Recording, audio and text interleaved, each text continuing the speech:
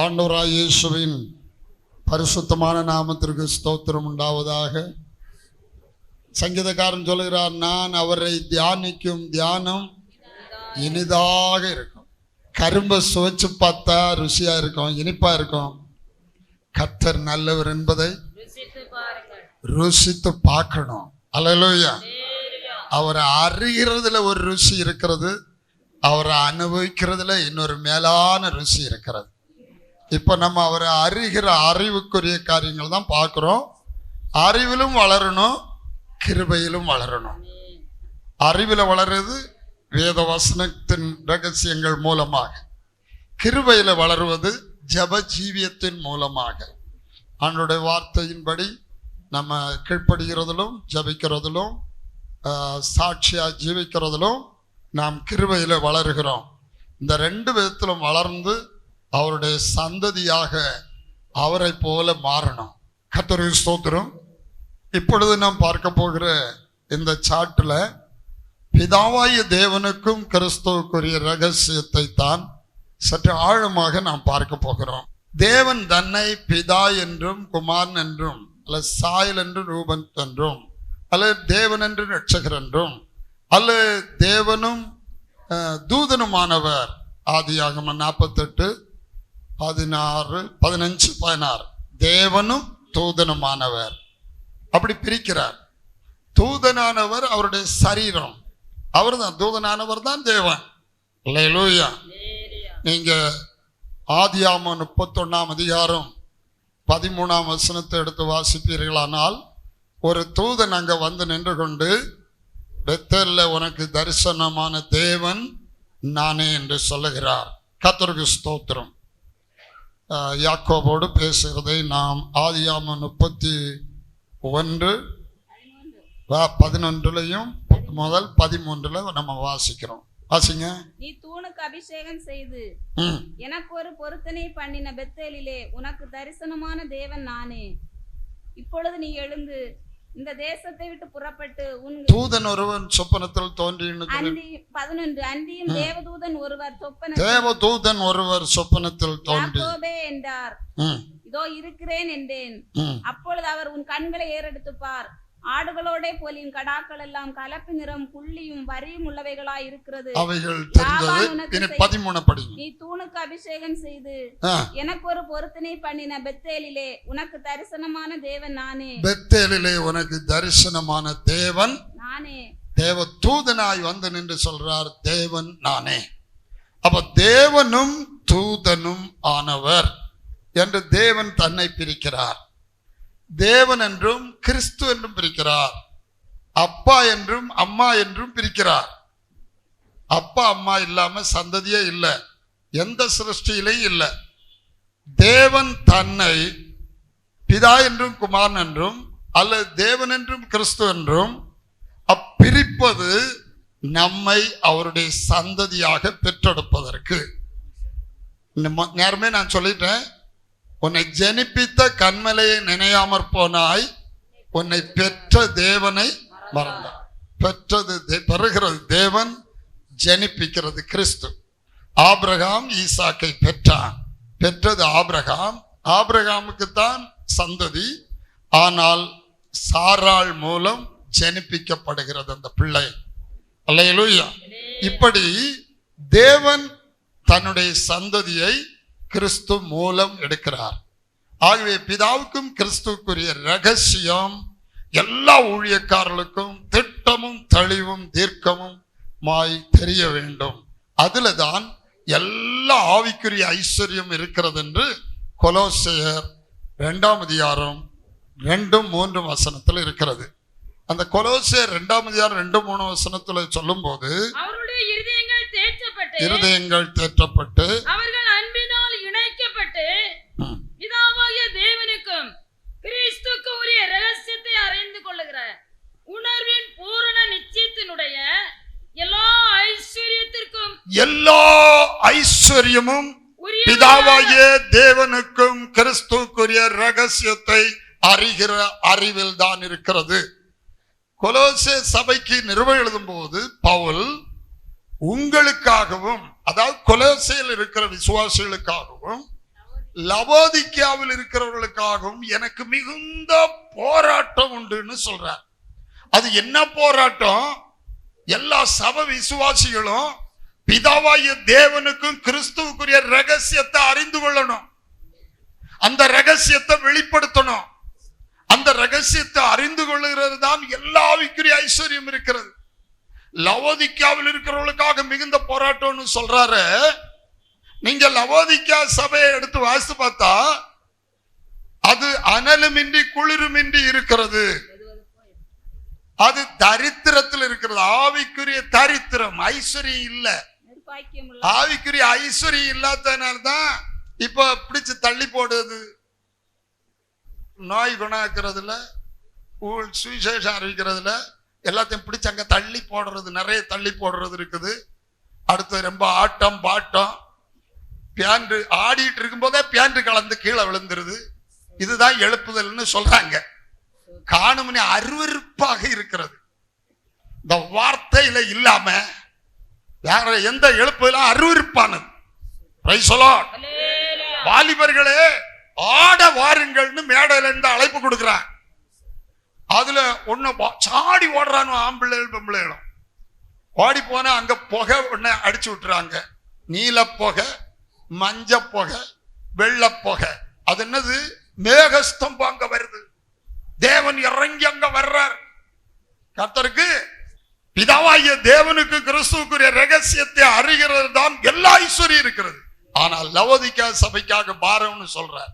லவோதிக்கா சபை நீங்க வாசித்து பார்த்தா இப்படி நீ குளிரும் என்று வெதுவெதுப்பாய் இருக்கிறபடியினால் உன்னை என் வாயினின்று வாந்தி பண்ணி போடுவேன். நீ நிர்பாக்கியம் உள்ளவனே. நீ முதல்ல நிர்பாக்கியம், பாக்கியம் இல்ல. வேதத்தின்படி நடக்கிற உத்தம மார்க்கத்தார் பாக்கியவான்கள். ஆனா வேதத்தின்படி நடக்கல. நிர்பாக்கியம் உள்ளவனும் பரிதபிக்கப்படத்தக்கவன். பரிதாப நிலைமை, பரிதாபமான நிலைமையில இருக்கு. சாவுக்கு ஏதுவா இருக்குது. ஆனா வேஷம் போட்டுட்டு நிக்குது. விழுந்தாலும் மீசையில மண்ணொட்டையிலன்னு சொல்லிட்டு நிக்கிறாங்க. கர்த்தருக்கு நிர்பாக்கியம் உள்ளவனும் பரிதபிக்கப்படத்தக்கவனும் தரித்திரன். தரித்திரன் ஆவிக்குரிய ஐஸ்வர்யம் இல்ல, தரித்திரம். ஏன் ஐஸ்வர்யம் இல்லைன்னா விசுவாசத்துல சரியில்லை. விசுவாசத்துல சரியில்லை. விசுவாசத்தினால் நீதிமான் பிழைப்பான். எல்லா ஆவிக்குரிய ஐஸ்வர்யமும் இயேசு கிறிஸ்துவுக்குள்ள தேவன் நமக்கு சம்பாதிச்சு வச்சிருக்கார். நாம் சரியாய் ஆண்டவருடைய வார்த்தைக்கு கீழ்ப்படிந்து விசுவாசத்திலே நிற்போமானால் உலகத்தைக்கு நாம் அடையாளங்களாகவும் அற்புதங்களாகவும் நிற்க முடியும்.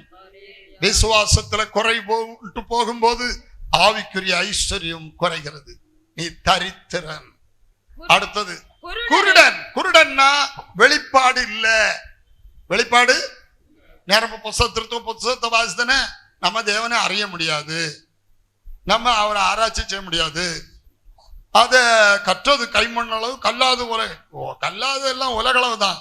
ஆனா ஆண்டவர் தன்னை வெளிப்படுத்தாமல், தீர்க்கதரிசிகளுக்கு தமது ரகசியத்தை வெளிப்படுத்தாமல் ஒரு காரியத்தையும் செய்ய மாட்டார்னு ஆமோஸ் 3:7 வாசிக்கிறோம். அல்லேலூயா. ஆகவே ஆண்டவர் தம்மை வெளிப்படுத்துகிறார். ஆனா குருடர்கள் ஏன்னா கர்த்தருடைய வெளிப்பாடு இல்லை. அதனால அவங்க என்னறாங்க, அதை அடைய முடியாது. நான் திருத்துவத்துல இருக்கும்போது தொடக்க நாட்கள்ல நான் வேதத்தை ஆழமாய் ஆராய்ந்து படிக்கிற ஒரு அனுபவத்தை கர்த்தர் எனக்கு கொடுத்தார். அப்ப அந்த ஊழியக்காரிடத்துல, பெரிய ஊழியக்காரிடத்துல கேட்டேன், ஐயா இதுக்கு அர்த்தம் என்ன, இதுக்கு அர்த்தம் என்னன்னு கேட்டா அவங்க சொன்னாங்க, நீ இவ்வளவு ரொம்ப ஆராய்ந்து பைபிளை படிக்கப்படாது, படிச்சா தலைக்கு பைத்தியம் வந்துடும். நான் ஆண்டவருடைய அன்பும் பக்தியும் பக்தி வைராக்கியத்தோடு ஆண்டவருக்காக இறங்கி வந்திருக்கிற அந்த உற்சாகமான டைம், நீ இப்படி படிச்சா தலைக்கு பைத்தியம் உண்டாயிரும். உடனே எனக்கு கேள்வி, இயேசு சொல்றார் வேத வாக்கியங்களை ஆராய்ந்து பாருங்கள், அவைகளால் உங்களுக்கு நித்திய ஜீவன் உண்டு என்று சொல்லுகிறீர்களே, என்னை குறித்து சாட்சி எடுங்கள் அவைகளே.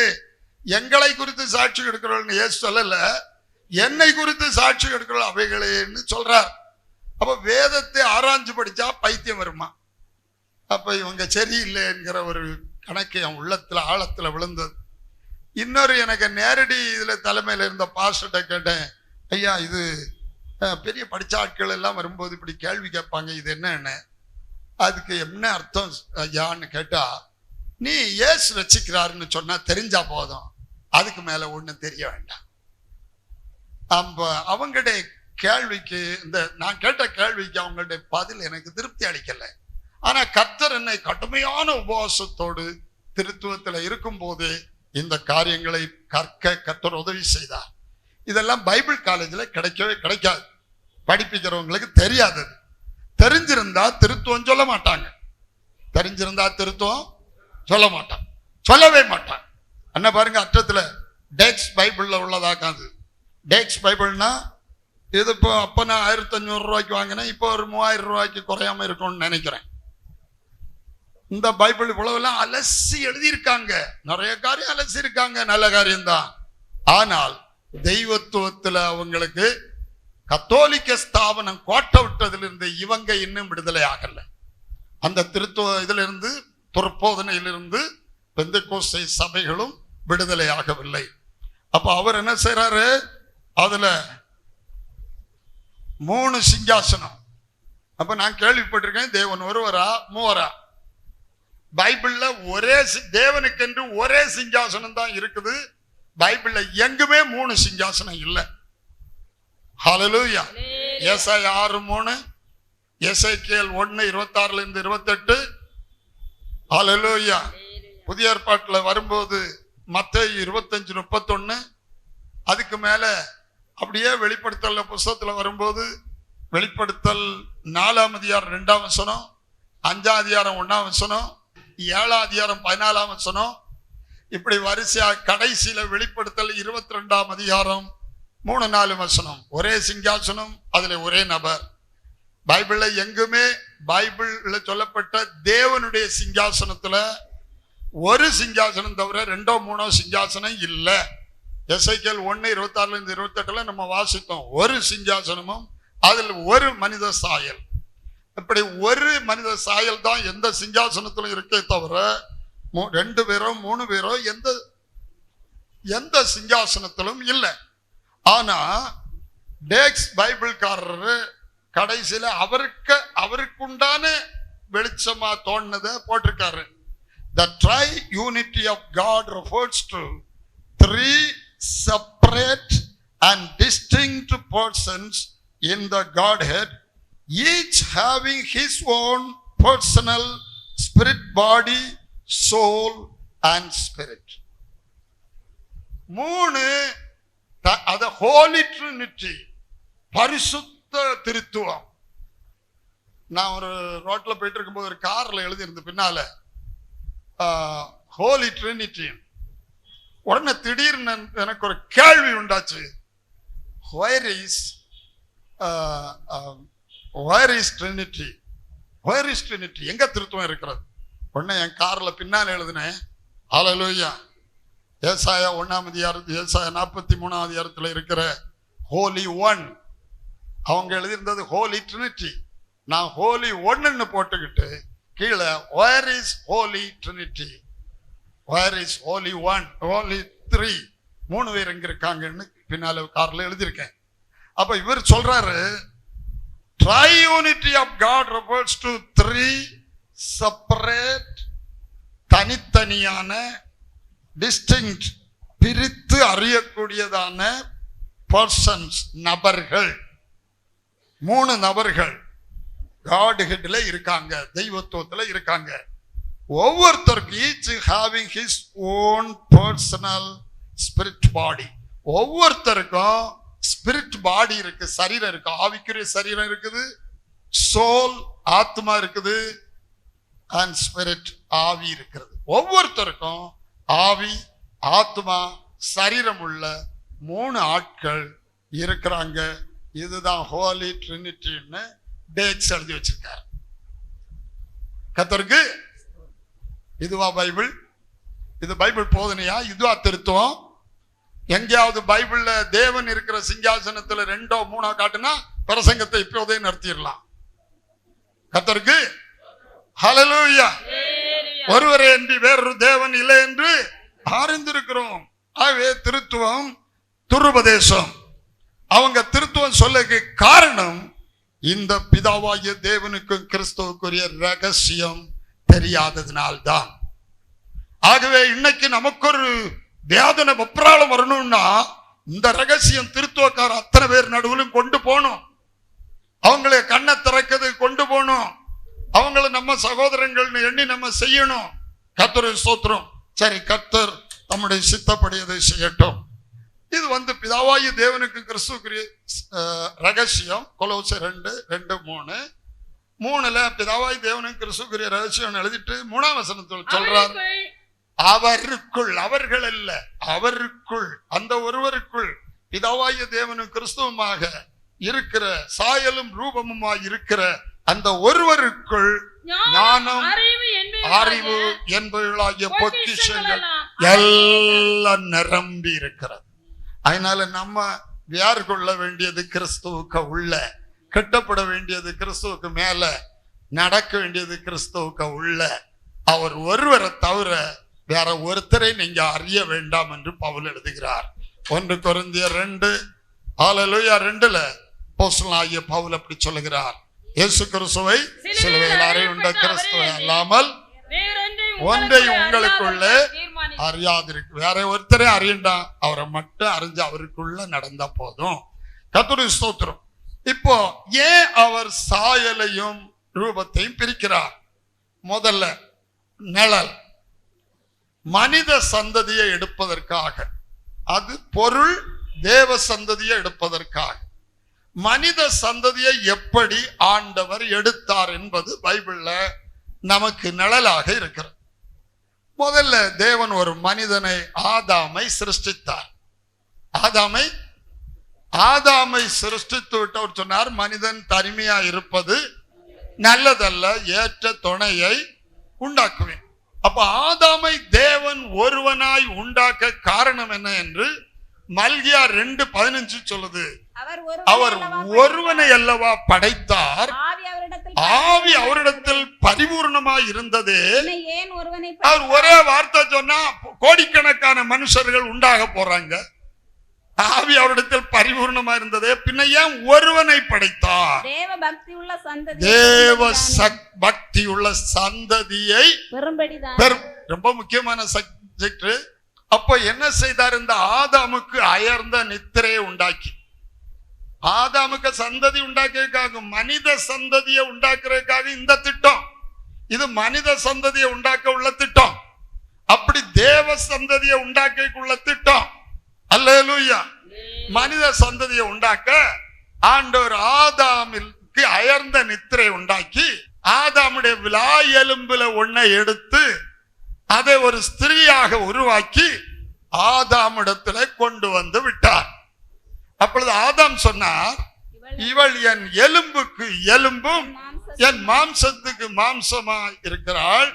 மனுஷனிலிருந்து எடுக்கப்பட்டபடியினால இவன் மனுஷன். இவர் மிஸ்டர் ஆதாம், அவங்க மிஸ்ஸஸ் ஆதாம். 2 பேரும் ஆதாம் தான். மனுஷன் மனுஷி 2 பேரும் ஒண்ணுதான். ஆனா சந்ததிக்கு வேண்டி புருஷனுக்கு, ஆம்பிள்ளைகளுக்கு சேக்கல் மதிப்பு 20 வயசுல இருந்து 60 வயசு வரை 50 சேக்கல் மதிப்பு. ஆனா ஸ்திரீகளுக்கு 30 சேக்கல் மதிப்பு ஆண்டவர் கொடுக்கிறார். லேவியராகமம் 27ஆம் அதிகாரம் 3ஆம் வசனத்தை நீங்கள் வாசிக்கும் போது அந்த காரியங்களை எல்லாம் காணலாம். அப்ப ஆதாமிலிருந்து ஏவாளை தேவன் வெளியே எடுக்கிறார். அவ ஆதாமுக்குள்ள இருந்தவதானா? ஆதாமுக்குள் ஆதாமாகவே இருந்தவள், அப்படித்தானா? ஆதாமுக்குள் ஆதாமாகவே இருந்தவள். அதனால்தான் இவர் மிஸ்டர் ஆதாம் ஆகிறார், அவள் மிஸ்ஸஸ் ஆதாம் ஆகிறாள். இப்போ இவர் 2 பேருக்கும் ஒரு பதவி பெயர் வருது. இவர் புருஷன் என்கிற பதவி பெயரை அடைகிறார், அவ மனைவி என்கிற பதவி பெயரை அடைகிறாள். இதெல்லாம் தான் தெய்வத்துவத்துல வர்ற ரகசியம். அதுக்கு இதை நல்ல தெளிவா புரிஞ்சுக்கிட்டு அதை புரிஞ்சுக்கிட்டா போதும். அப்போ இவள 50 சேக்கல் மதிப்பு தான், இவரு 50 சேக்கல் மதிப்பு தான். ஆனா குடும்பம் என்கிற ஒன்றை ஏற்படுத்தின தெய்வம். மனைவிகளே, உங்கள் சொந்த புருஷருக்கு எந்த காரியத்திலும் கீழ்ப்படிந்து இருங்கள், இது தேவனுடைய கட்டளை. ஆனா அவங்க வேணா இப்படி சண்டை போடலாம். நாங்க 50 சேக்கல் மதிப்பு தான், நாங்களும் ஆதாம் தான், நாங்களும் 50 சேக்கல் மதிப்பு தான், நாங்க ஒன்னும் குறைஞ்ச ஆள் ஒன்னும் இல்லை, நாங்க ஆம்பளைகளுக்கு கீழ்ப்படியணுமோ, அப்படி கீழ்ப்படியணும், புருஷனுக்கு கீழ்ப்படியணும், அது படிக்கணும், இந்த அடிமைத்தனம் ஒண்ணும் முடியாது என்ன சொல்லிக்கிடலாம் கர்த்தருக்கு. ஆனால் ஆண்டவருடைய நியமம் சந்ததியை உண்டாக்க வேண்டும். அந்த சந்ததிக்காக ஆதாமிலிருந்து ஒரு ஏவாளை தேவன் பிரித்தெடுக்கிறார். 2 பேரும் ஆதாம் தலை, ஏவாள் சரீரம். தலையும் சரீரமும் அங்கே அதுதான் வருது. கிறிஸ்துவுக்கு தேவன் தலையாக இருக்கிறார். ஆவிக்கு ரூபமானவருக்கு ஆவி தலை. 1 கொரிந்தியர் 11:3 கிறிஸ்துவுக்கு தேவன் தலையா இருக்கிறார். பார்த்தலாம், கிறிஸ்துவுக்கு தேவன் தலை. அதுக்கு அர்த்தம் உள்ள இருக்க ஒண்ணுமே தெரியாது. கர்த்தர் யாதோ 3 வசனத்தை வச்சுக்கிட்டு எல்லாம் கடல் போல தெரிஞ்ச மாதிரி பேசுறான். கர்த்தருக்கு ஸ்தோத்திரம். ஆகவே ஆண்டவர் என்ன செய்றார்? அவளும் 50 சேக்கல் தான். ஆதாமுக்குள் ஆதாமா இருந்தபடியினால் அவளும் 50 சேக்கல் மதிப்பு தான். ஆனால் தேவன் ஒரு அட்மினிஸ்ட்ரேஷன் வரணும். 2 பேர் சேர்ந்த பிறகு 2 பேர் ஹெட் ஆயிட்டா, நீயா நானா, இது இருக்கக்கூடாது. அதுக்காகத்தான் ஆண்களை பார்க்கலும் பெண்களை சற்று பலவீனமான நிலைமையில் கர்த்தர் படைத்திருக்கிறார். ஆனா குறைஞ்சவங்க ஒண்ணும் இல்லை, யாரும் குறைஞ்சவங்க ஒண்ணும் இல்லை. ஆண்களை பார்க்கலும் மேலான பாக்கியம், மகிமை, எல்லாம் அந்தஸ்தெல்லாம் அவங்களுக்கு உண்டு. நான் அதை மனசுல எல்லாம் தெரிஞ்சு நிச்சயத்தோடு சந்தோஷத்தோடு தான் பேசிக்கொண்டிருக்கிறேன். அல்லேலூயா. ஆனா சந்ததிக்காக வேண்டி ஆதாமுக்கு ஏவாள் கீழ்ப்படிய வேண்டும். ஆமென். கர்த்தருக்கு ஸ்தோத்திரம். ஆகவே 30 சேக்கல் மதிப்பு. ஆதாமுக்கு 50 சேக்கல், ஏவாளுக்கு 30 சேக்கல். இயேசுவுக்கு எத்தனை வெள்ளிக்காசு? 30 வெள்ளிக்காசு. இதெல்லாம் சின்ன சின்ன நிழல்கள் கிடக்கட்டும். கர்த்தருடைய நாமத்துக்கு ஸ்தோத்திரம். ஹல்லேலூயா. பலவீன பாண்டத்துக்கு 30 சேக்கல் மதிப்பு. பலவீனமான மனித சரீரத்தை எடுத்த இயேசுவுக்கு 30 வெள்ளிக்காசு மதிப்பு. ஹல்லேலூயா. அவர் அந்த மதிப்புக்கு இறங்காம இருந்திருந்தா நம்ம தேவனுடைய சந்ததி அவர் பெற்றெடுக்கவே முடியாது. அவர் சிலுவையின் மரண பரியந்தம் கீழ்ப்படிந்தவராக தம்மை தாமே தாழ்த்தினார். அவர் தேவனுடைய ரூபமாய் தேவனுக்கு சமம். ஹல்லேலூயா. நான் நேரமே சொன்னேன், ஆவிக்கு சரீரம், சரீரத்துக்கு ஆவி. ஆவி இல்லாம சரீரத்துக்கு ஒண்ணு முடியாது, சரீரம் இல்லாம ஆவிக்கு ஒண்ணு முடியாது. அப்ப ஆவியும் சரீரமும் சமம். அல்லேலூயா. அப்ப தேவனும் கிறிஸ்துவும் சமம். இப்ப ஆதாமும் ஏவாளும் சேராம சந்ததியே இல்லை. கர்த்தருடைய நாமத்துக்கு ஸ்தோத்திரம். இப்போ ஆதாமுடைய சந்ததி ஏவாள் மூலமாய் பிறக்கிறது. இங்க சந்ததிகள் 2-3 குட்டி குழந்தைகளை வரைஞ்சிருக்க வேண்டியது வேற ஒரு சாட்டுல இருக்குது. இதுல உள்ள சிலது அந்த சாட்டுல போடல, படபடா போட்டது. அதனால அப்படி இருக்கு. இதுல 2-3 குட்டி குழந்தைகளை எல்லாம் கூட வரைஞ்சு போட்டிருக்க வேண்டியது. ஆதாமுடைய சந்ததி ஏவாள் மூலம்தான் பிறக்க வேண்டும். இது தேவனுடைய ஒழுங்கு. இது போல தேவனுடைய சந்ததி கிறிஸ்து மூலம்தான் பிறக்க வேண்டும். அல்லேலூயா. உன்னை ஜனிப்பித்த கண்மலையாகிய கிறிஸ்துவை நீ நினையாமற் போனாய், உன்னை பெற்ற தேவனை மறந்தாய். அப்போ தேவனும் கிறிஸ்துவுமாய் பிதாவும் குமாரனும் ஆனவராகத்தான் அவர் நம்மை பெற்றெடுக்கிறார். அதனால்தான் நிருபங்களில் எல்லாம் அப்போஸ்தலர் எழுதுறாங்க, பிதாவாகிய தேவனாலும் கர்த்தராகிய இயேசு கிறிஸ்துவினாலும் உங்களுக்கு கிருபையும் சமாதானம் உண்டாவதாக. பிதாவாக அவர் தேவன், அவர் குமாரனாய் அவர் இரட்சகர். அல்லேலூயா. அந்த குமாரத்துவத்தின் மகிமையில அவருக்கு 3 மகிமை இருக்குது. ஒன்னு பிதாவின் மகிமை, இன்னொன்னு பரிசுத்த தூதர்களுடைய மகிமை, இன்னொன்னு தமது மகிமை. இதுதான் பிதா, குமாரன், பரிசுத்த ஆவி. அப்புறம் நான் அதை தெளிவா பேசுவேன். ஆச்சரியமா இருக்கும் அந்த சப்ஜெக்ட். அடுத்த சாட். ஆதாமுடைய சந்ததி ஏவாள் மூலம் பிறக்குது. இப்போ சந்ததி எல்லாம் பிறக்கும் முன்ன நம்ம இந்த வார்த்தையை இப்படி சொல்லலாம். யோவான் 1:1 சொல்லி இருக்கிற சொல்லலாம். ஆதியிலே வார்த்தை இருந்தது, அந்த வார்த்தை தேவனிடத்தில் இருந்தது, அந்த வார்த்தை தேவனாய் இருந்தது, அவர் ஆதியிலே தேவனோடு இருந்தார், சகலமும் அவர் மூலம் உண்டாயிற்று, உண்டானது ஒன்றும் அவராலே அல்லாமல் உண்டாகவில்லை. இதை இங்க கொண்டு வந்து நிழல்ல வைப்போம். ஆதியிலே ஏவாள் இருந்தாள். எப்போ? சந்ததி உண்டாக்குறதுக்கு முன்ன, சிருஷ்டிப்பெல்லாம் உண்டாக்குறதுக்கு முன்ன ஆதியிலே வார்த்தையானவர் இருந்தார். அல்லேலூயா. தெய்வத்துவத்திலிருந்து வெளிப்படுத்தப்பட்ட குமாரன் வார்த்தை இருந்தார். அல்லேலூயா. இப்ப ஆதியிலே ஏவாள் இருந்தாள், அவள் ஆதாமுக்குள் இருந்தாள். உண்மைதானே? அவள் ஆதாமாகவே இருந்தாள். உண்மைதானே? சரி, அதுக்கு பிறகு வெளியே வந்த பிறகு இனி உள்ள யாரும் இருக்க முடியாது. அவள் ஆதாமோடு கூட இருந்தாள். ஆதாமோடு கூட இருந்தாள். அல்லேலூயா. சொல்லிட்டு ஆண்டவர் சொல்றாரு, அவர்கள் இருவராயிராமல் ஒரே மாம்சமாய் இருப்பார்கள். தேவன் இணைத்ததை மனிதன் பிரிக்காதிருக்க கடவன். 2 பேர் ஆக்கிடப்படாது. நான் நீ புருஷனும் மனைவியும் சொல்லிடப்படாது குடும்பத்துல. எப்படி எப்படி குடும்பத்துக்குள்ள வரும்போது கஷ்டம் உண்டு, நஷ்டம் உண்டு, பிரச்சனைகள் உண்டு. ஏன் அம்மா குடும்பம், என் அப்பன் குடும்பம், என் குடும்பம், ஓன் குடும்பம்னு என்ன கூடாது, பேசவே கூடாது. பேசாச்சுன்னா குடும்பம் நரகம் ஆயிடும், நரகம் ஆயிடும். அவர்கள் இருவராயிராமல் ஒரே மாம்சமாக இருப்பார்கள்.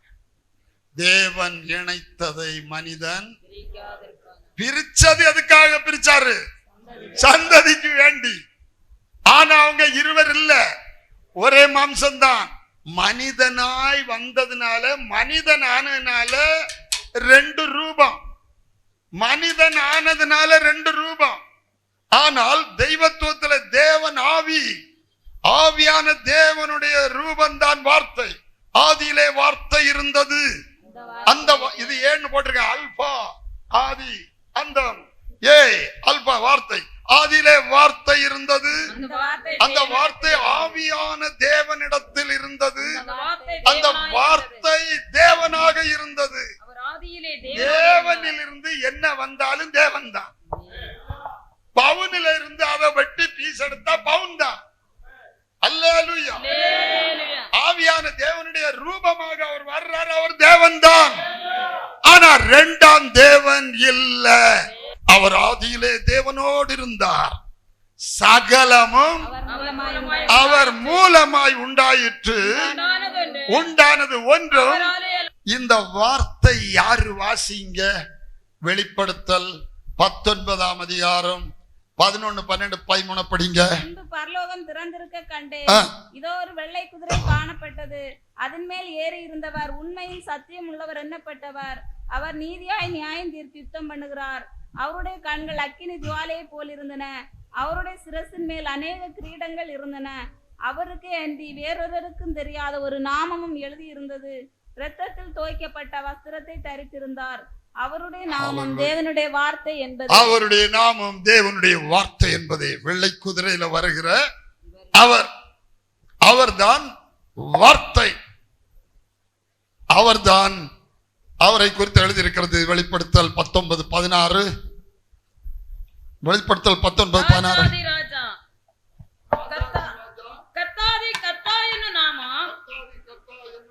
அவருடைய வஸ்திரத்தின் மேலும் அவருடைய தொடையின் மேலும் எழுதப்பட்டிருந்தது. நீங்க அத கத்தாதி கத்தா, இவர்தான் கத்தாதி கத்தா, ராஜாதி ராஜா.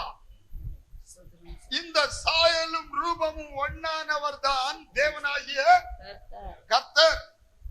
இங்க முதல்ல நான் ஒரு சும்மா ரவுண்ட போட்டிருக்கேன், பேரை மட்டும் எழுதியிருக்கேன்.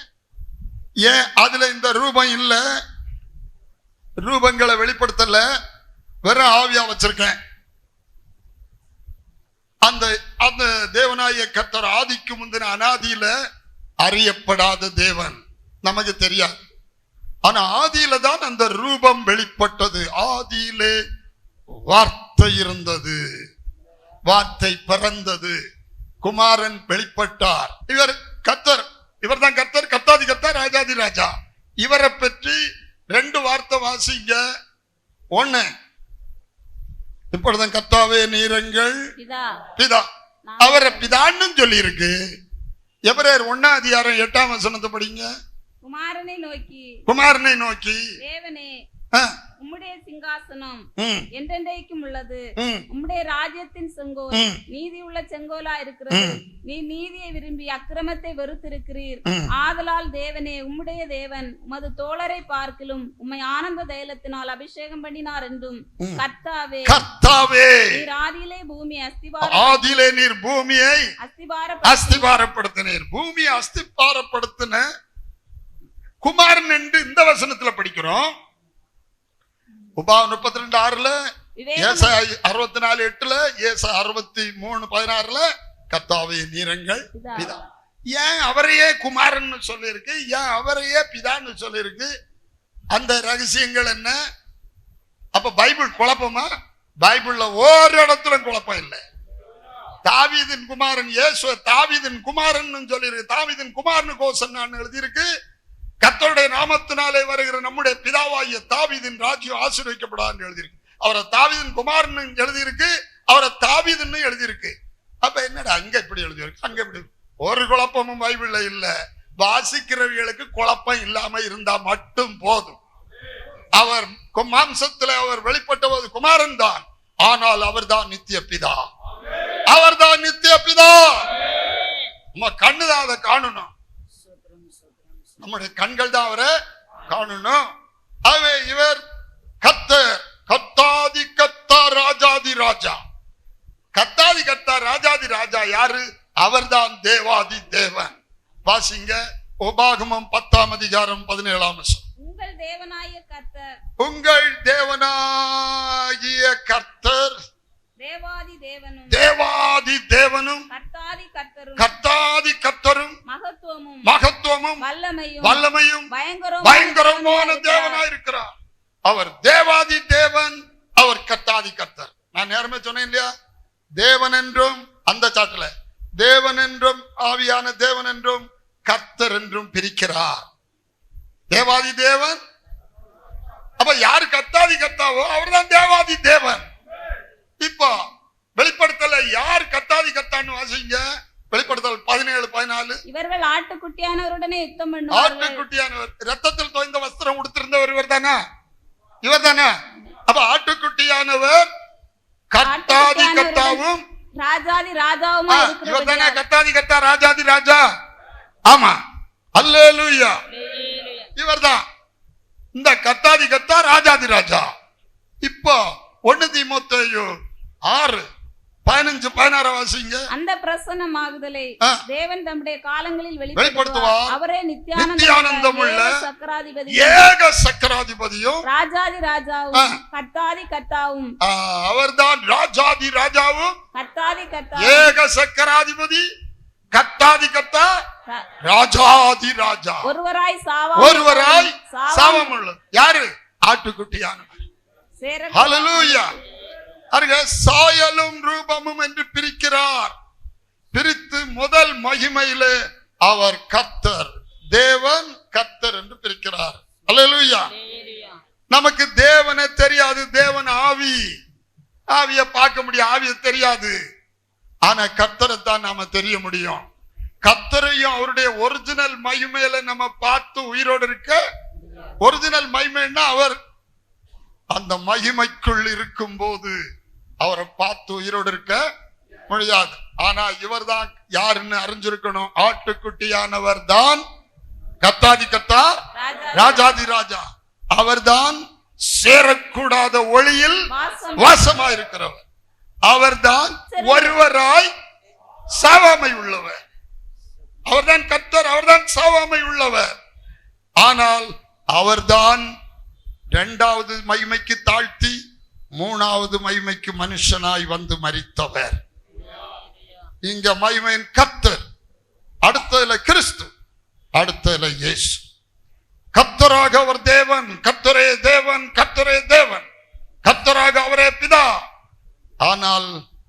நம்ம அவரை பார்த்து உயிரோடு இருக்க முடியாது.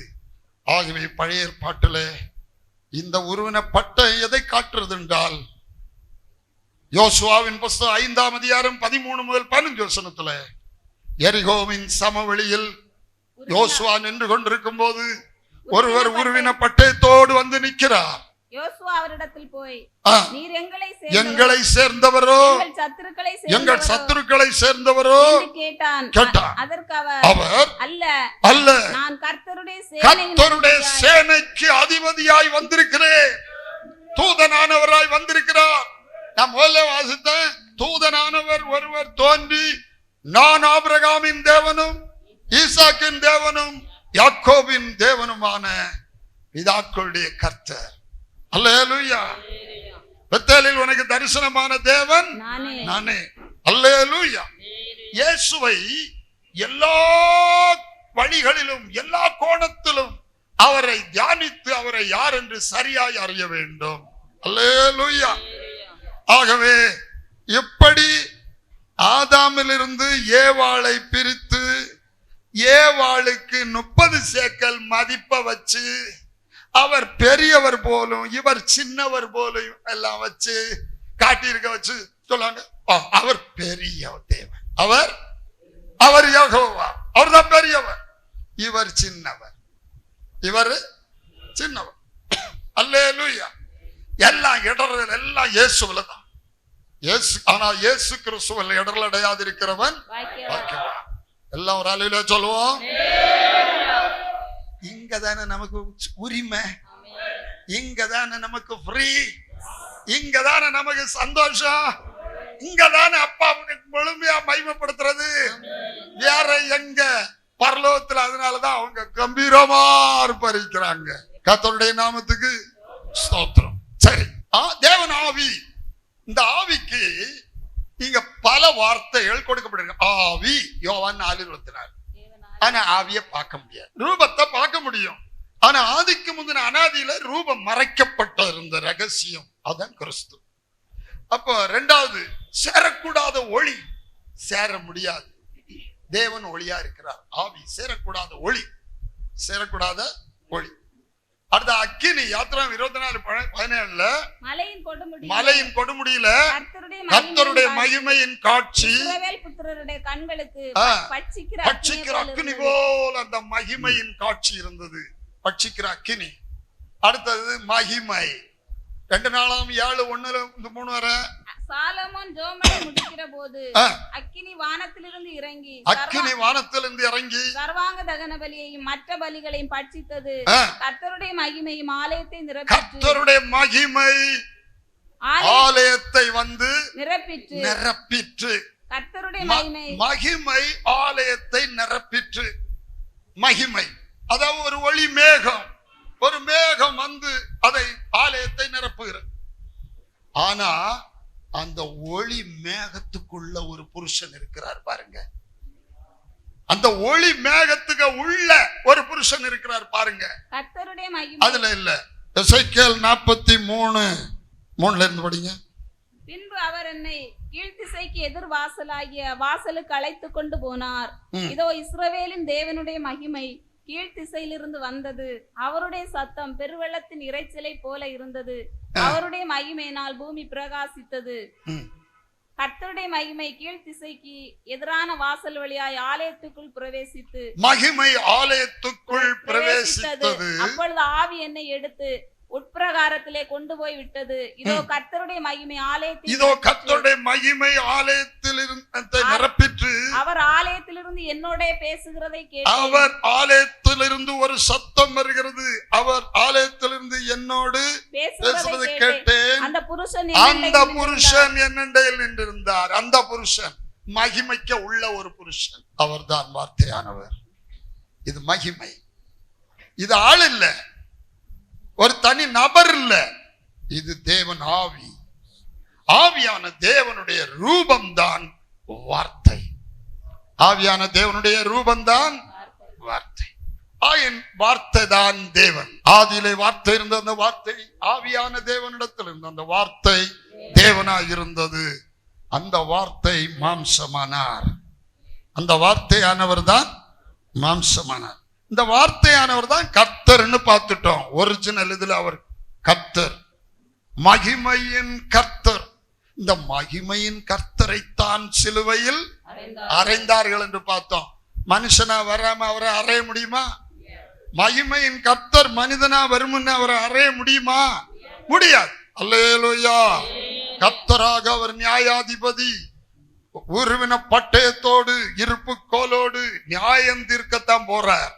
அவர் நியாயாதிபதி, கர்த்தர் நியாயாதிபதி. இங்க நியாய பிரமாணிக்கனாக நமக்காக மரிப்பதற்காக மோசே போல ஒரு மனிதனாக வந்தார். ஆட்டுக்குட்டியானவர் தான் கர்த்தாதி கர்த்தா ராஜாதி. இவர் கர்த்தாதி கர்த்தா ராஜாதி ராஜா. அவர் மனிதனான போது ஆட்டுக்குட்டியானவர். இது அவருடைய மகிமை, வித்தியாசமான மகிமை. இந்த கர்த்தர் தான் கிறிஸ்து. இந்த கர்த்தர் தான் அவர் தன்னை தாழ்த்தும் போது, தாழ்த்தி அந்த மகிமையில பார்க்க முடியாது, அவர் தம்மை தாழ்த்தும் போது கிறிஸ்து, கிறிஸ்துவாக அவர் தூதனானவர். அவர்களோடு கூட சென்ற ஞான கண்மலையின் தண்ணீரை குடித்தார்கள். அந்த கண்மலை இந்த கிறிஸ்துவாகத்தான். ஆதியாகமம் 18 கர்த்தர் ஆபிரகாமுடைய வீட்டுக்கு வந்தார். கர்த்தரை பார்த்து முகமுகமா மகிமையோடு பார்த்து ஒருத்தரும் உயிரோடு இருக்க முடியாது. ஆனால் கிறிஸ்துவாக ஆபிரகாமுடைய வீட்டுல வந்தார். ஆபிரகாமுடைய வீட்டுல வந்து சாப்பிட்டாரா? தண்ணி குடிச்சாரு. கை கால் எல்லாம் கழுவி விட்டாங்க, கழுவினாரு கர்த்தருக்கு. பிறகு ஆபிரகாமோடு ரொம்ப நேரம் பேசிட்டு இருந்துகிட்டு அவர் போய்விட்டார். பிறகு இதே ஆசாமி தான், இவர் தான் ஆதியா 32 அதிகாரத்துல 24 இருந்து 29 வசனத்துல யாக்கோபு பிந்தி தனித்திருந்தான். ஒரு புருஷன் பொழுது விடியுமளவும் அவனுடனே போராடி. உங்களுக்கு எல்லாருக்கும் தெரியும், கிறிஸ்தவர்களா இருக்கிற அத்தனை பேருக்கும் தெரியும். அதுல நான் ரொம்ப நேரத்தை செலவு பண்ண முடியாது. இவர் பொழுது விடியும் மட்டும் யாக்கோபோடு போராட்டம். யாக்கோபு சொல்றாரு, நீர் என்ன ஆசீர்வதியும், ஆசீர்வதித்தால் ஒழிய நான் உண்மை. 2 பேரும் பிடிமுறையாக்கும். பார்த்தே உயிரோடு இருக்க முடியாதவர் இப்ப யாக்கோபோடு பிடிமுறை வைக்கிறார். 2 பேரும் என்ன விடு நான் போகட்டுன்னு அவர் சொல்றாரு. யாக்கோபு சொல்றார், நீர் என்ன ஆசீர்வதித்தால் ஒழிய நான் உண்மை சேரக்கூடாத ஒளியில் இருக்கிற தேவன் நம்ம மேல வச்ச அன்பினால இப்படி எல்லாம் இறங்கி வருவாரா? இந்த அறிவு கட்டாத அன்பை அறிந்து கொள்ள வல்லவர்களாக நாம் மாற வேண்டும். யாக்கோபு என்னதாரு அப்ப கேட்டாரு. யாக்கோபு தாப்பனிட்ட போய் யாக்கோபு சொன்னாரு, அப்பா உம்முடைய மூத்த மகனாகிய ஏசா நான் தான். பொய் சொல்லிட்டு ஏமாத்தி ஆசீர்வாதம் வாங்கிட்டான். யாக்கோபு அண்ணன் ஏசாவிட்ட இருந்து கூளை, சோப்பான கூளை காய்ச்சி வச்சு, கண்ணை மிரட்டுற கூளை காய்ச்சி வச்சுக்கிட்டு அவன் பசியா வரும்போது கூளை காய்ச்சி வச்சு அவனை ஏமாத்துறான். அல்லேலூயா. மீனை பிடிக்க எரை கொடுத்து போடுறது மாதிரி மீன் என்னை எரையை கண்ட உடனே சாடி வந்து பிடிக்கும், மாட்டிக்கிடும். அதுபோல சோப்பான கூளை காய்ச்சி வச்சுக்கிட்டு ஏசாவை ஏமாத்தி சேஷபுத்திர பாகத்தை வாங்கிட்டான். இதெல்லாம் செய்தான். இப்போ ஆண்டவர்கிட்ட வந்து நிக்கிறான். அவனுக்கு நிம்மதி இல்லை. அண்ணன் கொன்னு போடுவேன்னு சொல்லி இருக்கிற சபதம், மரண பயம். இந்த மரண பயம் நீங்காம போக வழி இல்லை. ஆண்டவர்கிட்ட போய் போராடுறேன், என்ன ஆசீர்வதித்தால் ஒழிய நான் உண்மை. இப்ப என்ன பேரு சொல்லுது? ஏசான்னு அவர்கிட்ட சொல்லுதா இல்ல வேற யாரு பேரு சொல்லுதா? அவன் சொல்ல, ஆண்டவரே நான் ஒரிஜினல் யாக்கோபு வந்திருக்கேன் அப்படின்னா, அண்ணனை ஏமாத்தின ஏமாத்துக்காரன் வந்திருக்கேன், அப்பா ஏமாத்தின ஏமாத்துக்காரன் வந்திருக்கேன், என் மாமனாரை கொஞ்சம் கொஞ்சம் கபடங்களை உபயோகப்படுத்தி ஏமாத்தின யாக்கோபு வந்திருக்கேன். நான் யாக்கோபு தான்ப்பா, எத்தன் தான்ப்பா, என்னை ஆசீர்வதி. எத்தை நான் ஒத்துக்கொண்டதுனால, தன்னை குறைய தவற ஒத்துக்கொண்டதுனால அவர் சொல்றாரு, இனி உன் பேரு யாக்கோபு என்னப்படாமல் இஸ்ரவேல் என்னப்படும் சொன்னாரு. பேர் மாறிச்சு, ஆளு போயிட்டாரு. ஆள் என்ன செய்தாரு? ஆசீர்வதிச்சுட்டு மறைஞ்சு போயிட்டாரு. உடனே யாக்கோபு சொல்றான் 29 தேவனை முகமாய் கண்டேன், நான் உயிர் தப்பி பழச்சாப்பா. அவரை ஒரிஜினல் மை மேல கண்டா சாகத்தான் வேணும். ஆனா ஆசீர்வதிக்கிறதுக்கு தான், நம்ம அழிக்க கூடாது, நம்ம காப்பாற்றணும், நமக்கு இறங்கணும். என்றுதான் 2 ஸ்டெப் தாழ்த்தி இருக்கிறார். இந்த தூதர் மகிமையில பைபிள்ல ஒரு பாவிக்கும் அவர் தரிசனம் கொடுக்கவில்லை. நீங்க பழைய ஏற்பாடு முழுதும் படிச்சு பாருங்க. தேவனுடைய பரிசுத்தவான்கள் தேவனுடைய பிள்ளைகளுக்கு தான் தரிசனம் கொடுத்திருக்கிறார். ஒரு பாவிக்கும் அவர் தரிசனம் கொடுக்கவில்லை. ஏன்னா அவர் மெல்கிசேதேக்குக்காக பிரதான ஆசாரியனுடைய மகிமையும் ராஜரீக மகிமையுடையவர். அவர் அசுத்தமானவர்களோடு தீட்டுப்படாத மகிமை உள்ளவர். அல்லேலூயா. ஆகவே இந்த பாவியோடும் அவர் இந்த இதுல ஐக்கப்படல. யாக்கோபு ஆசீர்வதிச்சு போயிட்டாரு. நீர் நான் தேவனை முகமுகமாய் கண்டேன், உயிர் தப்பி பிழைத்தேன் என்று சொல்லி அந்த ஸ்தலத்துக்கு பென்னியேல் என்று பெயரிட்டான். அந்த தரிசனம் உண்டான உடனே யாக்கோபுக்கு அஸ்தமித்த சூரியன் திரும்ப உதித்தது. அல்லேலூயா, அல்லேலூயா. அடுத்தது இவர்தான் கிதியோனுக்கு காட்சி கொடுக்கிறார். நியாயாதிபதிகளின் புத்தகம் 6ஆம் அதிகாரத்துல. அதுவும் நமக்கு நல்லா தெரியும். முதல்ல ஒரு மனுஷன் இந்த பராக்கிரமசாலியா கர்த்தர் உன்னோடு இருக்கிறார் 11 இருந்து கீழே. அதற்கு பின்பு நீங்க வாசிக்க வேண்டாம், நான் விஷயத்தை சுருக்கமா சொல்லிருங்க, அதிகாரத்தையும் சொல்லிடுறேன். அப்ப நீங்க எழுதி போட்டுட்டு வாசித்துக்கிடுங்க. முதல்ல பராக்கிரமசாலியா கர்த்தர் உன்னோடு இருக்கிறார்னு சொல்றாரு. உடனே கிதியோன் சொல்றார், ஆண்டவனே ஆண்டவனே. அதுவும் லாடுதான். ஆண்டவர் என்ன சொல்லுது லாடுதான். இதுகளுக்கு வித்தியாசமும் தெரியணும். சொன்னாரு 2 லார்டு இருக்கார். பெரிய லார்டு 2 பெரிய லார்டு இல்ல. கர்த்தருக்கு கர்த்தருடைய நாமத்துக்கு ஸ்தோத்திரம். என் ஆண்டவனே. இஸ்ரவேல்ல நான் எம்மாத்திரம் தன்னை பற்றி அற்பமா நினைச்சுக்கிட்டு நான் என்ன செய்வேன்னு சொல்றேன். உடனே அவர் சொல்றாரு, நீ ஒரே மனுஷனை முறியடிக்கிறது போல இஸ்ரவேலை முறியடிப்பாய், உன்னை அனுப்புகிறவர் நான் அல்லவான்னு சொன்னார். உடனே என் ஆண்டவரே. அடுத்த கண்ணு கொஞ்சம் திறந்து, கண்ணு ஒரு ஸ்டெப் திறந்து, என் ஆண்டவரே, நான் இஸ்ரவேலை என் கோத்திரஞ்சரசு அப்படி இப்படின்னு எல்லாம் சொன்னேன். உன்னை அனுப்புறேன் நான். உடனே அவர் கேட்கிறார், கிதியோன் கேட்கிறார், ஆண்டவரே என்னோடு பேசுகிறவர் தேவன் தான் என்பதற்கு எனக்கு ஒரு அடையாளம் வேணும்.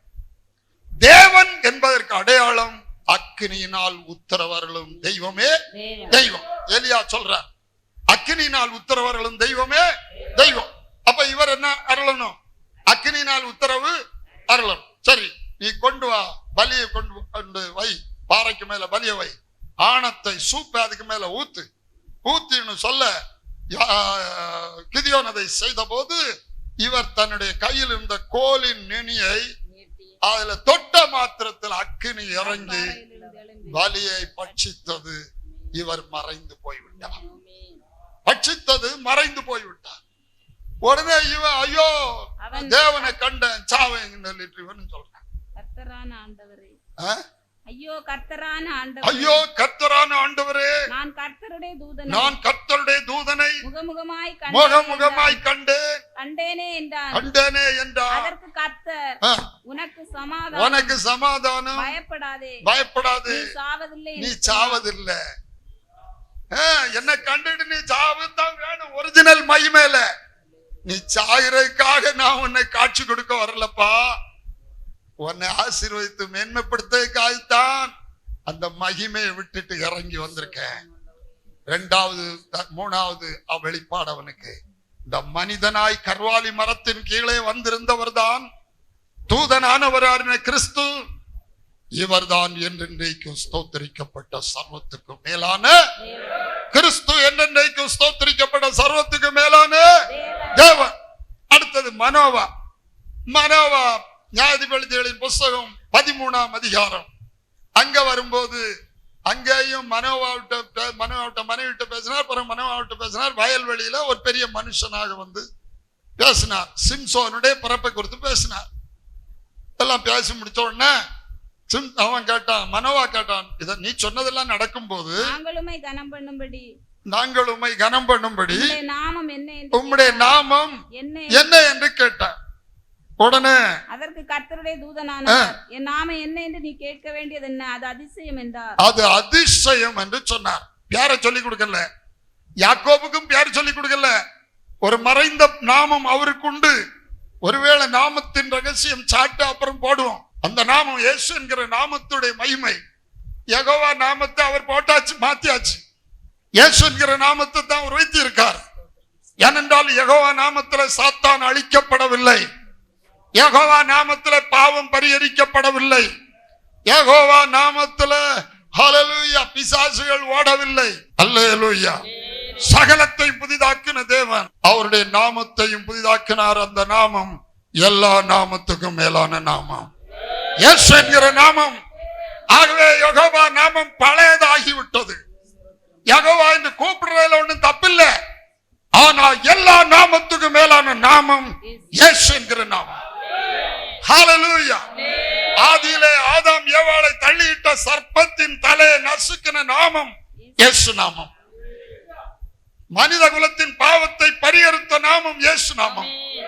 ஹல்லேலூயா. சாபங்களை நீக்கின நாமம் இயேசு நாமம். மரித்தோரின் உயிர்த்தெழுதலை கொண்டு வந்தது இயேசு நாமம். ஹல்லேலூயா. அது எல்லா நாமத்துக்கும் இம்மையில் மாத்திரமல்ல மறுமையிலும் பேர் பெற்றிருக்கும் எல்லா நாமத்துக்கும் மேலான நாமம். ஆயினால் தான் இயேசுவின் நாமத்தில் வானோர் பூதலத்தோர் பூமியின் கீழானோர் யாவருடைய முழங்கால்களும் முடங்க வேண்டும். தூதனானவராக மனோவாவுக்கு காட்சி கொடுத்தவர் அதிசயத்தை விளங்க பண்ணினார். என்ன நடந்தது? பலி செலுத்த போட சொன்னார். மனோவா ஒரு பலிபீடத்தை கட்டி பலியை போட்டார். பலியில அக்கினி இறங்கி அந்த அக்கினி வானலாம் இதுல உயர்ந்து எரிஞ்சிட்டு இருக்கும் போது மனோவாவுக்கு கிட்ட பேசிட்டு நின்ன ஆளு அப்படியே அக்கினி கிட்ட நடந்து போய் அந்த அக்கினி ஜுவாலைக்குள்ள ஏறி, அல்லேலூயா, அக்கினி ஜுவாலைக்குள்ள ஏறி போனார். இவர்தான் தேவன், இவர்தான் ஆபிரகாமின் தேவனும் ஈசாக்கின் தேவனுமானவர். அவர்தான் கர்த்தர், அவர்தான் கிறிஸ்து, அவர்தான் இயேசு. கர்த்தராக அவர் தேவன், கிறிஸ்துவாக அவர் தூதன், இயேசுவாக ஒரு மனிதன். இயேசுவாக ஒரு ஆட்டுக்குட்டி, கிறிஸ்துவாக அவர் மெல்கிசேதேக்கின் முறைமையின்படி ஆசாரியன், கர்த்தராக அவர் தேவன். மூன்று மகிமை, மூன்று மகிமையுடைய ஒரே நபர். இயேசுவாக மனிதன், கிறிஸ்துவாக தூதன், கர்த்தராக தேவன்.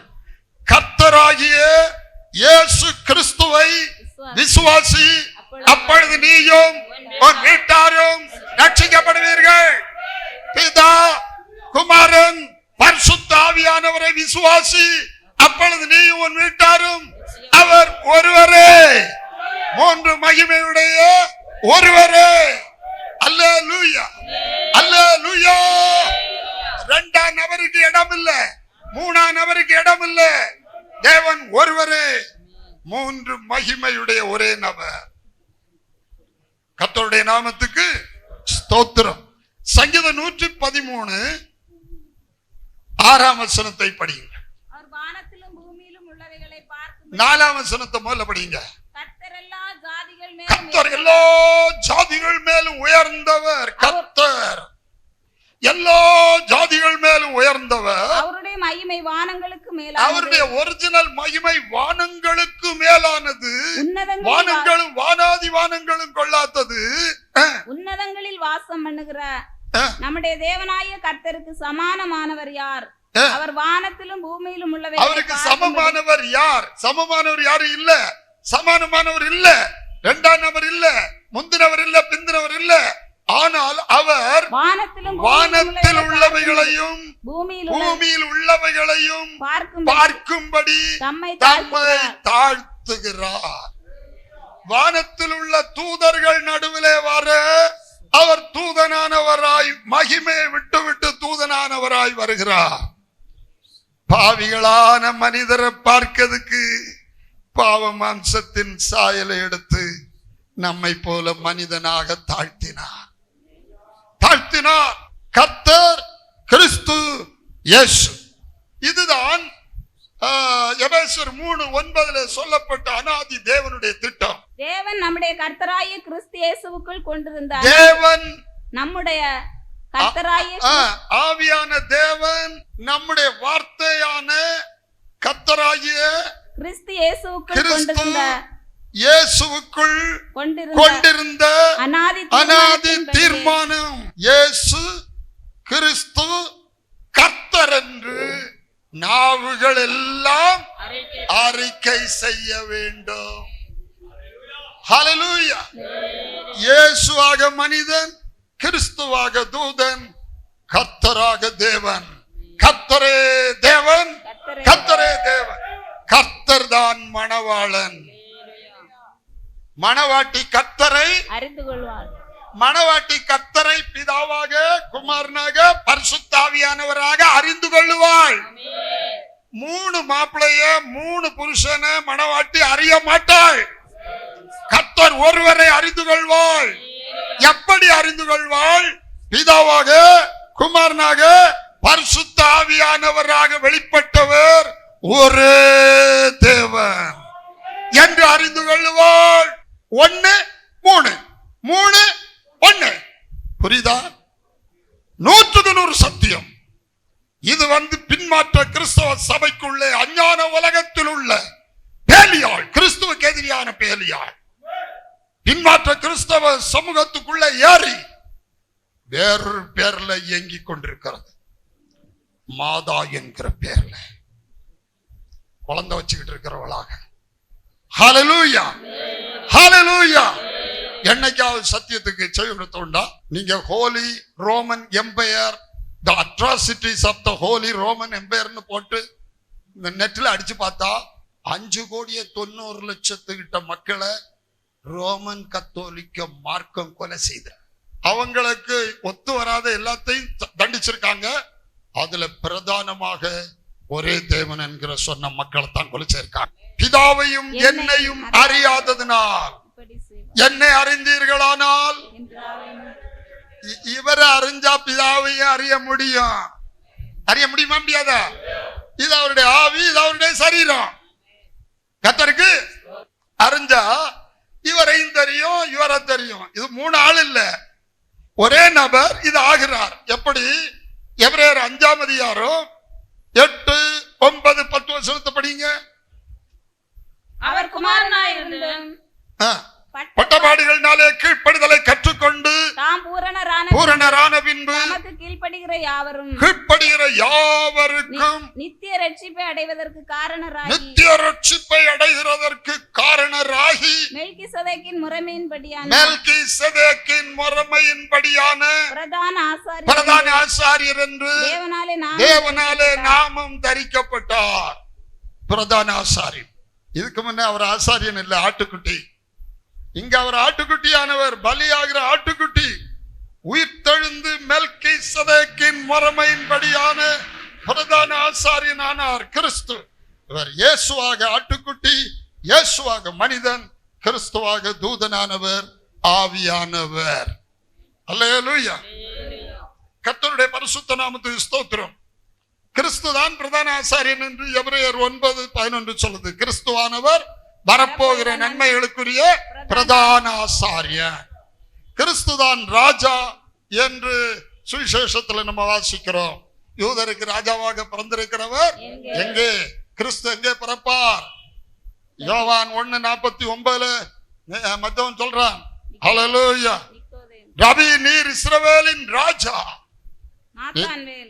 நாத்தானுவேல் சொல்றார், ரபி நீர் இஸ்ரவேலின் ராஜா, தேவனுடைய குமாரன். இது மனுஷகுமாரன், இது தேவகுமாரன், இவர் தேவன். இது மனித குமாரனுடைய பதவி, இது தேவகுமாரனுடைய பதவி, இது தேவனுடைய பதவி. இதுல அவர் ஆட்டுக்குட்டி பலியாகி தம்முடைய இரத்தத்தினால் மீட்பை உண்டாக்குகிறவர், மரணத்தை ஜெயித்து உயிர்த்தெழுந்து மெல்கிசேதேக்கின் முறைமையின்படியான பிரதான ஆசாரியனாகவும் சமாதானத்தின் ராஜாவாகவும் இருக்கிறார். யாரு? சமாதானத்தின் ராஜா. இப்ப அவருக்கு மரணம் உண்டா? இங்க மரிச்சாரு, இங்க அவருக்கு மரணம் இல்லை. ஒரே நபர், இயேசு கிறிஸ்து. இயேசுதான் கிறிஸ்து.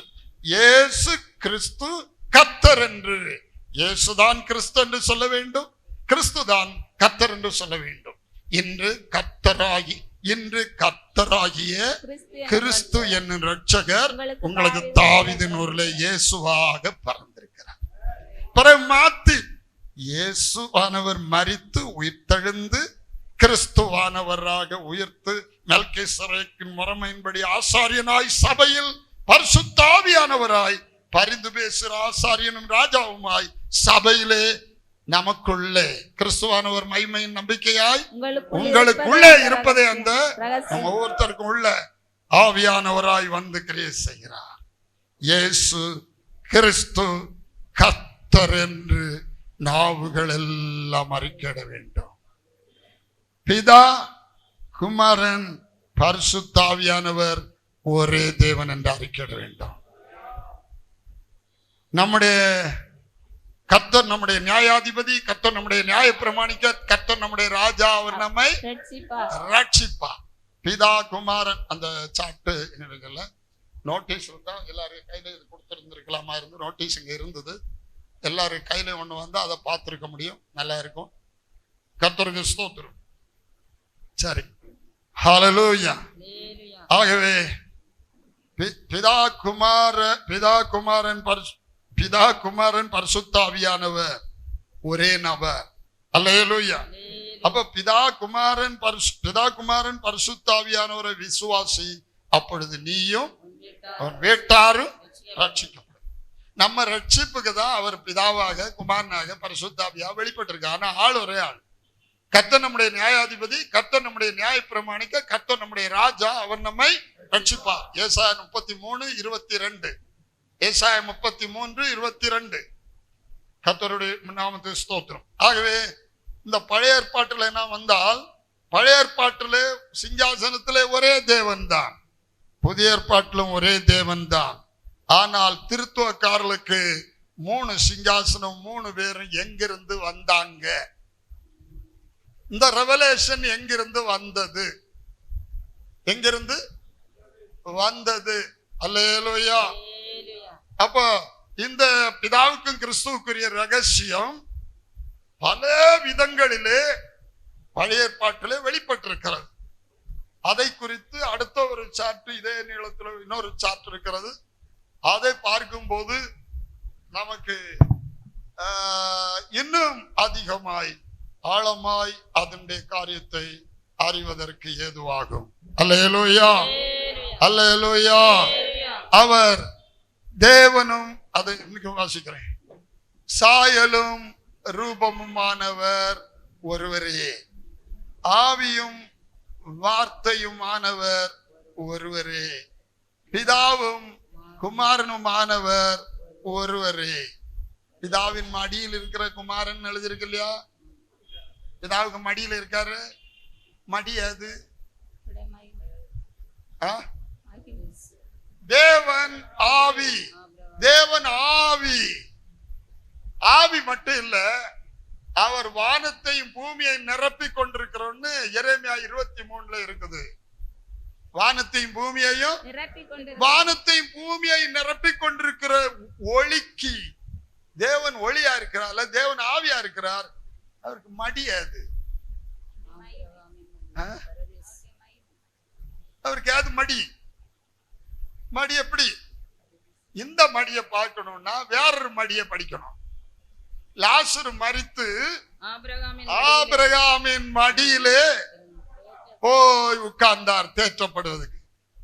நான் அந்தமான் தீவுல வேலை பார்த்துட்டு இருக்கும் போது ஒரு நாள் விடியற்காலம் 4 மணிக்கு நைட் டியூட்டி, 4 மணிக்கு கரெக்டா எழும்பணும். 3 மணிக்கு ஒரு ரெஸ்ட் கிடைக்கும். 4 மணிக்கு எழும்பணும். கரெக்டா 4 மணிக்கு ஒரு அசரீரி சத்தம். இந்த சந்ததி அழிவுக்கென்றே நியமிக்கப்பட்ட சந்ததி. தேவன் போட்ட முத்திரை ஒருவராலும் உடைக்க முடியாது. நீயோ ஆபிரகாமின் மடியிலே தேற்றப்படுவாய், எழும்பு என்ற அந்த சத்தம் உண்டானது. ஹல்லேலூயா. இந்த சத்தம் உண்டான போது நான் அதை டைரியில எழுதி போட்டேன். ஆனா பைபிள் படிக்கும் போது லாசரு ஆபிரகாமின் மடியிலே போய் உட்கார்ந்தார்னு எழுதியிருக்கு. எனக்கும் நீ ஆபிரகாமின் மடியிலே தேற்றப்படுவாய்ன்னு சொன்னாரு.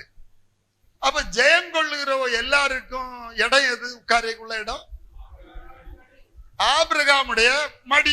நீங்களும் ஜெயித்தா, நானும் ஜெயித்தா, நாம போய் இருக்கிற இடம் எது? ஆபிரகாமின் மடிதான். ஆபிரகாம் பிதா. ஆபிரகாமுடைய பொருள் தான் பிதாவாகிய தேவன். அப்ப ஆபிரகாமுடைய மடியில லாசரும் இருக்காரு, நீயும் இருப்பேன்னு என்னட்டையும் சொல்லி இருக்காரு. அப்ப ஜெயம் கொள்ளுகிற எல்லாரும் ஆபிரகாமுடைய மடியில இருப்பாங்களாமே. அப்ப ஆபிரகாமுடைய மடி எத்தனை கிலோமீட்டர் நீளம், ஆபிரகாமுடைய மடி எத்தனை கிலோமீட்டர் அகலம், இன்னொன்னு சிந்திச்சு பார்த்தேன். ஓஹோ, இது எழுத்தின்படியான அர்த்தமே இல்ல. இந்த ஆபிரகாம் ஈசாக்கு தாப்பன் ஆபிரகாமுடைய மடி எத்தனை கிலோமீட்டர் நீளம்? நம்ம எல்லாரும் போய் அவருக்கு மடியில யாரு இருக்கிறதுக்கு? இது ஆவிக்குரிய அர்த்தம் எடுக்க வேண்டியது. அப்ப பிதாவுக்கு மடின்னா என்ன? ரெவலேஷன் தான் வேணும். அல்லேலூயா. இவர் எங்க இருக்கிறார்? 1 தீமோத்தேயு 6:15-14 நான் வாசித்தோம். ஒருவராய் இந்த கர்த்தாதி கர்த்தா ராஜாதி ராஜா ஒருவராய் சாவாமை உள்ளவரும் இது சேரக்கூடாத ஒளியில் வார்த்தையாக இருக்கிறார். எங்க இருக்கிறாரு? சேரக்கூடாத ஒளியில் இருக்கிறார். அந்த சேரக்கூடாத ஒளின்னு சொல்லுதான் மடி.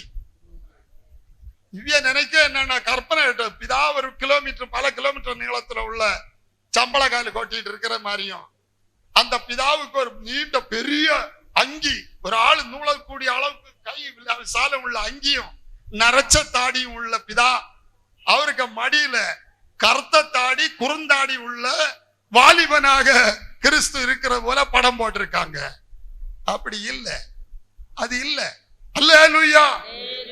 எங்க வாசி 1 யோவான் 1:5 வாசித்திருங்க. எங்க இருக்காரு? தேவன் ஒளியா இருக்கிறார். 7ஆம் வசனம் படிங்க. அவர் ஒளியில் இருக்கிறார். ஒளியானவர் ஒளியில் இருக்கிறார். அதான் மடியில இருக்குன்னு. ஏன் மடின்னு சொல்லி இருக்குன்னா, மடின்னு சொன்னா ஒரு குழந்தை அம்மைக்கு மடியில ஓடி வந்து உட்கார்ந்து அதுக்கு இருந்த வெப்ராளம் வியாகுலம் வேதனை எல்லாம் மாறி ஒரு ஆறுதல், சந்தோஷம், உற்சாகம். நம்ம ஆண்டவருடைய சமூகத்துல போகும்போது நம்ம துக்கம் எல்லாம் சந்தோஷமா மாறும். இனி துக்கம் இல்ல, இனி அலறுதல் இல்ல, இனி வருத்தம் இல்ல, இனி பசி அடைவது இல்ல, இனி மரணம் இல்ல, ஒண்ணுமே இல்ல. அந்த நித்திய பேரின்பத்துல இளைப்பாறுதல்ல போய் உட்கார போகிறோம். அதனாலதான் மடின்னு சொல்லி இருக்கு. இதுக்கு அர்த்தத்தை கொண்டு சொல்லிட்டு பார்த்தீங்களா? பிதாவுக்கு மடி, 2ஆம் குமாரன் 2ஆம் ஆள் இருக்காரு. இது அஞ்ஞானம், அறிவீனம், மதிகேடு. அல்லேலூயா, அல்லேலூயா. கர்த்தருடைய பரிசுத்த நாமத்திற்கு ஸ்தோத்திரம் உண்டாவதாக. அல்லேலூயா. ஆகவே பிதாவின் மடி, பிதாவும் குமாரனுமானவர், கர்த்தரும் கிறிஸ்துவுமானவர், தேவனும் தூதனுமானவர், தேவனும் இரட்சகருமானவர், பிதாவும் மீட்பருமானவர், சிருஷ்டிகரும் ராஜாவுமானவர், வெளிச்சமும் சத்தியமுமானவர், தேவனும் ராஜாவுமானவர், தேவனும் ஆட்டுக்குட்டியுமானவர். தேவனும் ஆட்டுக்குட்டியானவர் ஒரு ஆளா 2 பேரா? ஆமா. இதுதான் பிதாவாகிய தேவனுக்கு கிறிஸ்துவுக்குரிய ரகசியம். அவரு தாழ்த்தி தாய்க்கு ஸ்தானம் எடுக்காம இருந்திருந்தால் நம்மை அவருடைய சந்ததியாக பெற்றெடுக்க தாய் ரத்தம் சிந்திதான் பிள்ளை பெற்றெடுக்கணும். அவர் தம்முடைய பரிசுத்த ரத்தத்தை சிந்தி நம்மை பிதாவின் பிள்ளைகளாக அவர் பெற்றெடுக்கிறார். அல்லேலூயா, அல்லேலூயா, அல்லேலூயா. ஆமென். ஜெபிப்போம். நல்ல ஆண்டவரே, நன்றியோடு துதிக்கிறோம்ப்பா, ஸ்தோத்திரிக்கிறோம். ஆசீர்வதிக்கப்பட்ட இந்த நல்ல வேளைக்காக நாங்கள் உம்மை துதிக்கிறோம்ப்பா. நீர் தன்னை தேவனும் இரட்சகரும் பிதாவும் குமாரனும் என்று பிரித்து காண்பித்து, ஆண்டவரே எங்களுக்காக தம்முடைய ரூபத்துக்கு 3 மகிமையை கொடுத்து, பிதா குமாரன் பரிசுத்த ஆவியாக வெளிப்பட்டு எங்களை ரட்சித்து எங்களை பரிசுத்தப்படுத்தி எங்களை மகிமைப்படுத்துகிற 3 வேலையை நிறைவேற்றுகிறவராக நீர் பிதா குமாரன் பரிசுத்த ஆவியாய் வெளிப்பட்டு கிரேசரைக்காய் ஸ்தோத்திரம். உம்மை நன்றியோடு வாழ்த்துகிறோம் ஆண்டவரே. பெரிய காரியங்களை தொடர்ந்து கர்த்தர் செய்யும். எல்லா தேவ பிள்ளைகளையும் ஆசீர்வதி. தெய்வ சந்தோஷத்தால் சமாதானத்தினால் எல்லாருடைய உள்ளங்களை நிரப்பும். எல்லாரையும் ஆசீர்வதியும், ஆசீர்வதியும். இயேசுவின் நாமத்தில் ஜெபம் கேளும் பிதாவே. ஆமென். ஹல்லேலூயா, ஹல்லேலூயா.